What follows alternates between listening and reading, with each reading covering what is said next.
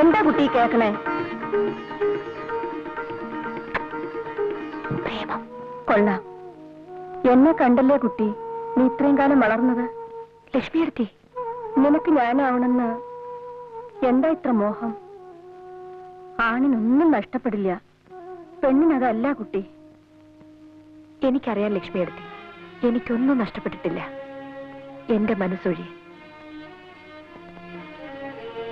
വേറെ ഏതെങ്കിലും ഒരു ചെറുപ്പക്കാരന്റെ പേരായിരുന്നെങ്കിലും അമ്മയ്ക്ക് ഇത്ര അരിശം വരില്ലായിരുന്നു. വെറുതെ ആൾക്കാർ അതും ഇതും പറഞ്ഞുണ്ടാക്കുന്ന ലക്ഷ്മി എടുത്തി. പ്രഭുവിനെ എനിക്കറിയാം.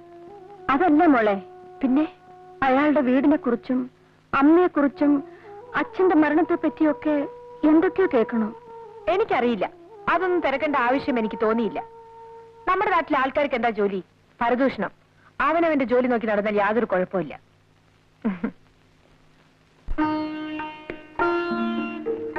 മൈ ഡിയർ പ്രഭു,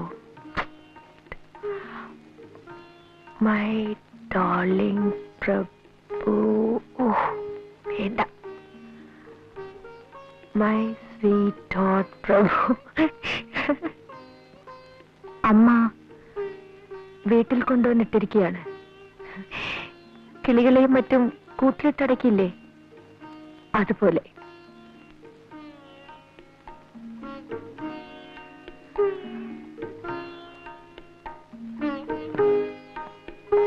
എന്തൊരു ഭംഗിയായിരുന്നു നമ്മളൊത്ത് കഴിഞ്ഞിരുന്ന ആ ദിവസങ്ങൾക്ക്.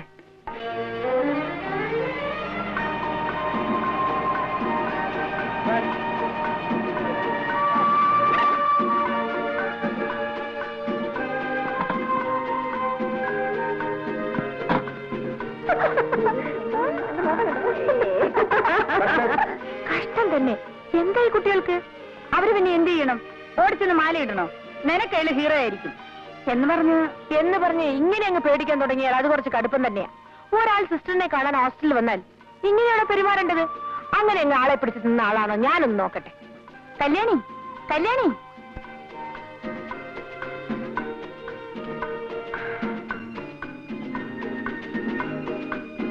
നീലിമയുടെ ചേട്ടനല്ലേ? അതെ, ഞാൻ പറഞ്ഞു വിടാം. ഹായ്, നല്ല ആള്. ഇങ്ങനെയാണോ ശനിയാഴ്ച വരാമെന്നും പറഞ്ഞിട്ട്? ശനിയാഴ്ച കഴിഞ്ഞാൽ ഞായറാഴ്ച, അത് കഴിഞ്ഞാൽ വീണ്ടും ശനിയാഴ്ച. ഹായ്.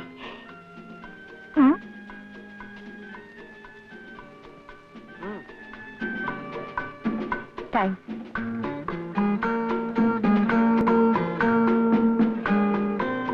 ഒരെണ്ണമെങ്കിലും ഉണ്ടല്ലോ എന്നെ പേടിക്കാത്ത ഹോസ്റ്റലില്. പേടിയോ? ചേട്ടന് കല്യാണിക്കുട്ടിയെ അറിയാഞ്ഞിട്ടാണ്.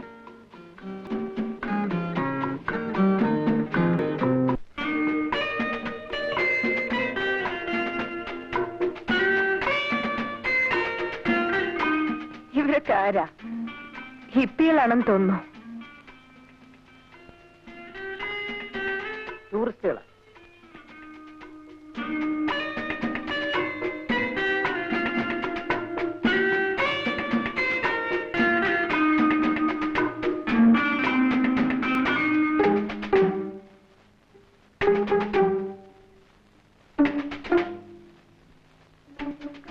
ഇതെല്ലാം ചില പഴയ ടെക്നിക്കുകളാ.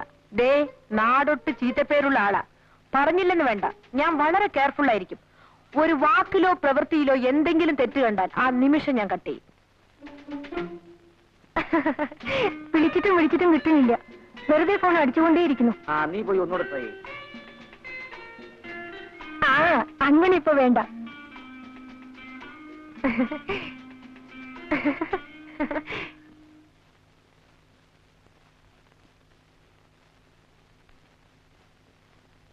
എന്തൊരു കിടപ്പാടി ഇത്? എഴുന്നേറ്റ് മര്യാദയ്ക്ക് കിടക്ക്. അധിക പ്രസംഗം.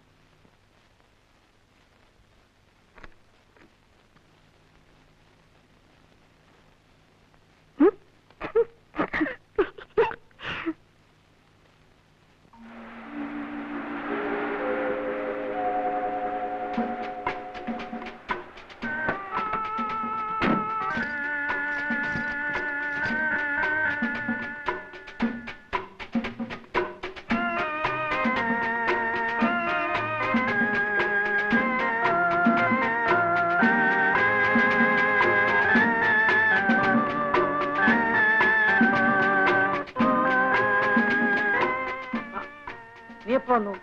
ഇന്നലെ പരീക്ഷ കഴിഞ്ഞു. കഴിഞ്ഞു. ഇതെല്ലാം തിരക്കാൻ ഇന്നെങ്കിലും ഒരാൾ എത്തിയല്ലോ. ധൃതി വെക്കണ്ട.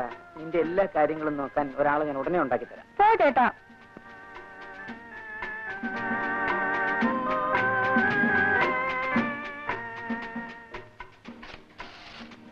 ചേട്ടന്റെ മനസ്സിൽ എന്താ ഉള്ളതെന്നൊന്നറിഞ്ഞാൽ ഞാൻ തന്നെ കല്യാണിക്കുട്ടിക്ക് ഒരു കത്ത് എഴുതാമായിരുന്നു. എന്റെ മനസ്സിൽ എന്താ ഉള്ളതെന്ന് അറിയാമോ? ഒരു വലിയ മണ്ണാങ്കട്ട. ഇത്രയും വലിപ്പമുള്ള ഒരു വലിയ മണ്ണാങ്കട്ട എന്റെ അടുത്തുനിന്ന് രക്ഷിച്ചോണ്ട് പോയിരിക്കല്ലേ അവിടെ വീട്ടുകാര്. എന്താ വേണ്ടെന്ന് വെച്ചാൽ ചെയ്യട്ടെ. കുറെ പെൺകുട്ടികളുടെ കൂടെയാണ് എനിക്ക് അടുത്ത വർഷവും അവിടെ താമസിക്കേണ്ടത്. എന്റെ പേരും പറഞ്ഞ് അങ്ങനെ ആരും അഭിമാനിക്കണ്ട. ആരും. തലപൊക്കി നടക്കാനെങ്കിലും ഒന്ന് സമ്മതിച്ചാൽ മതിയായിരുന്നു.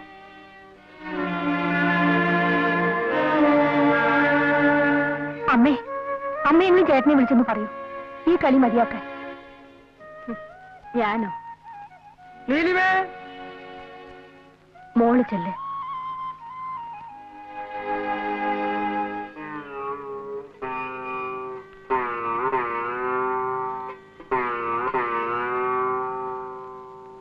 ഞാൻ പറഞ്ഞാൽ നീ അതനുസരിക്കും. അച്ഛൻ പറഞ്ഞതാണല്ലോ എന്ന് കരുതി. പക്ഷേ അവനോട് ഇത് പറയാൻ എനിക്ക് അധികാരമില്ല. രണ്ടാനച്ഛന് സ്ഥാനമേ ഉള്ളൂ എന്ന് മനസ്സിലാക്കുന്നുണ്ട്. ഞാൻ അവനോടൊന്നും പറയാറില്ല. അത് പേടിച്ചിട്ടൊന്നും അല്ല. വേണ്ട, ആരും പറയണ്ട. എന്താ താമസ്? ജീരകവെള്ളം റെഡിയായിരുന്നു. മോളെ, ഇന്ന് അച്ഛന്റെ കൂടെ ഇരുന്ന് ഊണ് കഴിക്കണം. വേണ്ട, ഞാൻ നമ്മുടെ കൂടെ ഒന്ന് ഊണ് കഴിച്ചോളാം.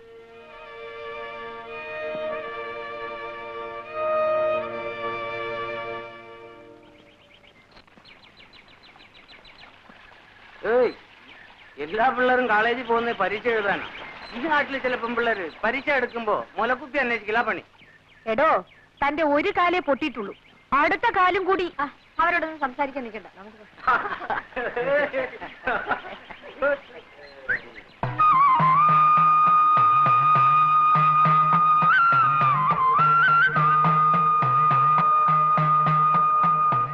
ശോഭേ, നാട്ടിൽ വന്നിട്ട് നീ എന്നെ തിരക്കിയതും കൂടി ഇല്ലല്ലോ. പരീക്ഷയ്ക്ക് എങ്ങനെ എഴുതിയിടാ? തിരക്കേടില്ല. ശോഭേ, വരൂ കുട്ടി, നിൽക്കാൻ നേരമില്ല. എന്നാ ഞാൻ വരട്ടെ. ആ കുട്ടിയായിട്ട് വലിയ ചങ്ങാത്തൊന്നും വേണ്ട, അതിനോട് മിണ്ടിയാ മതി. നിനക്കൂടെ ചീത്തപ്പേരാ. വരൂ.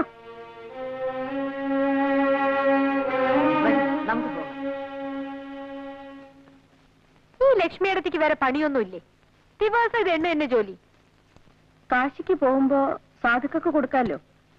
ഒരു 101 രൂപയെങ്കിലും ആയിട്ടാവട്ടെ. അതെ അതെ, എന്നും ഇങ്ങനെ കാശി രാമേശ്വരം എന്ന് പറഞ്ഞിരുന്നോളൂ.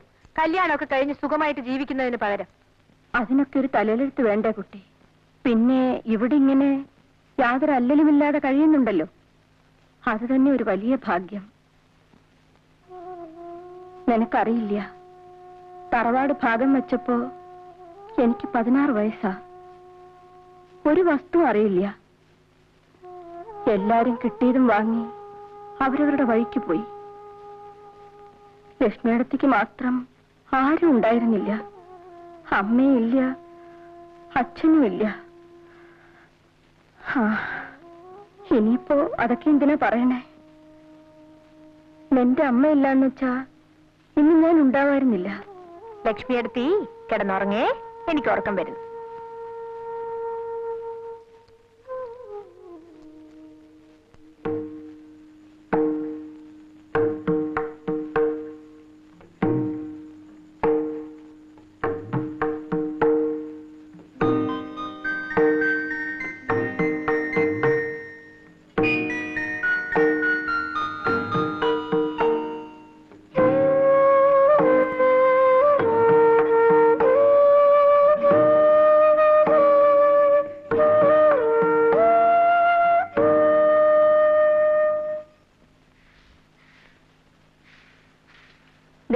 അരി തീരാറായിരിക്കണോ? ഏട്ടന്റെ അടുത്തേക്ക് ഒന്നുകൂടെ ആളയക്കാം. ഏട്ടൻ എന്തോ വാശിയില്ല. 2-3 വട്ടം ആളയച്ചതല്ലേ. അമ്മാവരെന്തിനാ ഇക്കാര്യത്തിൽ വാശി പിടിക്കുന്നത്? നമ്മുടെ കൃഷി എന്നുള്ളത് നമുക്കല്ലാതെ പിന്നെ ആർക്കാ? തരാൻ പറയണമ്മേ. നിന്നോട് ചോദിച്ചില്ല.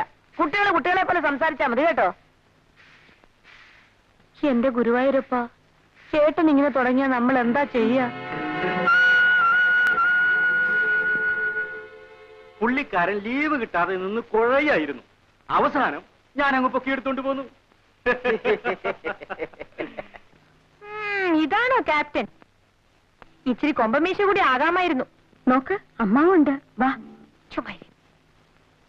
പണ്ടത്തെ കാലത്ത് മിലിറ്ററി എന്ന് പറഞ്ഞാൽ പേടിയാ. മിലിറ്ററിക്കാരന്റെ കൂടെ പെണ്ണിനെ അയക്കില്ല. അന്നൊക്കെ ഒരു പട്ടാളക്കാരന്റെ ജാതകം കൊണ്ട് കൊള്ളാവുന്ന ഒരു തറവാട്ടിൽ കയറി ചെല്ലാൻ ഞാൻ പേടിച്ചിട്ടുണ്ട്. ആ ഇപ്പൊ പിന്നെ അല്ല, അവിടത്തേക്ക് അറിയാവുന്ന കാര്യം തന്നെയാണല്ലോ. IAS, ഡോക്ടർ, മിലിറ്ററി ഓഫീസർ, ഇതൊക്കെ കഴിഞ്ഞ ബാക്കിയുള്ളവർക്കൊക്കെ ഡിമാൻഡ് ഉള്ളൂ.